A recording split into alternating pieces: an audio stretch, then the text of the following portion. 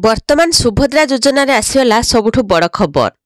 राज्य सरकार सुभद्रा योजना रे ए पर्यंत सामिल होई पार नथिबा महिलांक पई खुशी खबर।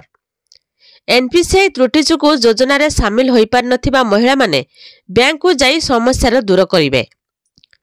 से कहिसंती जे एनपीसीआई जनित समस्या पई ए पर्यंत 3,31,000 हिताधिकारी सुभद्रा टंका पाई पारि नाहंती।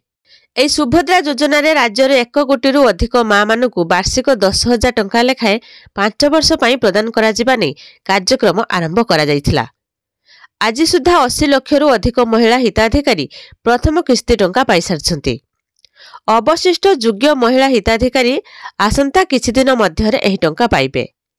मार्च 8 तारिख महिला दिवस अवसर रे महिला मानकु ए योजनार द्वितीय किस्तीर टंका प्रदान करा जिवो। राज्य सरकार योजना गत वर्ष सेप्टेम्बर 17 रे शुभारंभ होइथिला। ए योजना रे सरकार हिताधिकारी मानकु वार्षिक 10,000 टंका देबाकू लक्ष्य रखिसंती। एही राशि 2टी किस्ती रे प्रदान करा जिवो।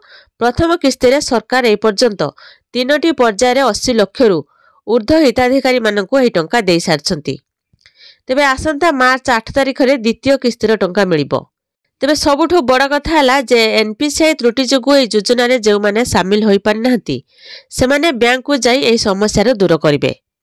एनपीसीआई सहित समस्या पई ए पर्यंत 3,31,000 हिताधिकारी को ए सुभद्रा टंका पाई पारि नाहंती।